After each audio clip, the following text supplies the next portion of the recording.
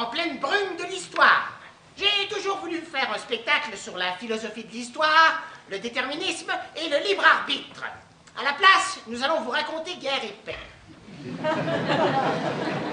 Donc je ne pourrai pas vous raconter tout le roman, aussi bien vous résumer d'abord toute l'histoire en 2 minutes, pour ensuite vous raconter ce que nous avons choisi de vous raconter. Guerre et Paix, en 2 minutes. Russie, 1805. L'histoire commence par une célébration, une fête, une réception chez Anna Pavlovna. Tout le monde parle de la guerre contre Napoléon. Pierre Bezoukov revient de France, où il a terminé ses études. J'ai encore échappé. Il admire Napoléon. Il retrouve son ami, le prince André Bolkonski. Pierre est invité chez Kouragine. Plusieurs jeunes gens fêtent. Pierre et Kouragine attachent un policier sur le dos d'un ours et les jettent dans une rivière. Tout le monde riait, mais pas moi. Le père de Pierre meurt. Pierre ne pleure pas comme il le devrait, mais il hérite de toute sa fortune. Pierre se marie avec Hélène, une femme charmante qui fait de l'œil à tous les hommes. Le prince André Bolkonski part pour les batailles de Schöngraben et d'Austerlitz. Il est blessé. De la part de Napoléon. Un banquet a lieu. Une rumeur circule que Pierre est cocu. À la santé des jolies femmes. Un duel a lieu entre Pierre, qui ne sait pas se servir d'un pistolet, et Dolokhov, l'amant soupçonné de sa femme. Je pense sincèrement que cette affaire ne mérite pas que l'on verse du sang. Lise, la femme d'André, meurt en accouchant d'un garçon. André, que tout le monde croyait mort, revient.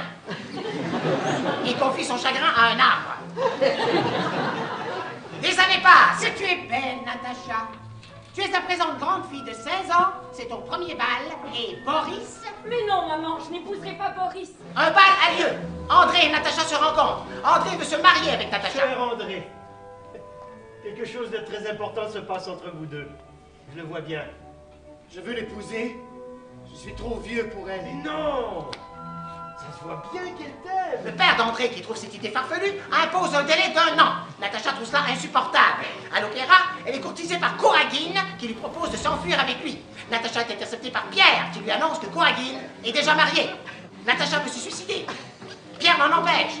André repart pour la guerre. C'est la célèbre campagne de 1812. Pierre veut voir la guerre de près. Il se promène avec son cheval dans la bataille de Borodino. Dégage!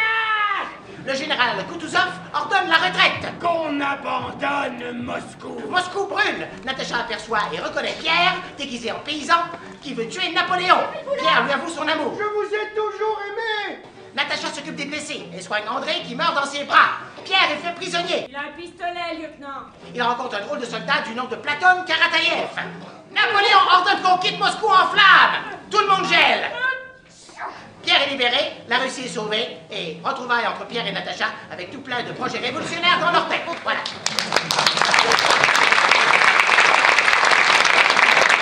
Des questions?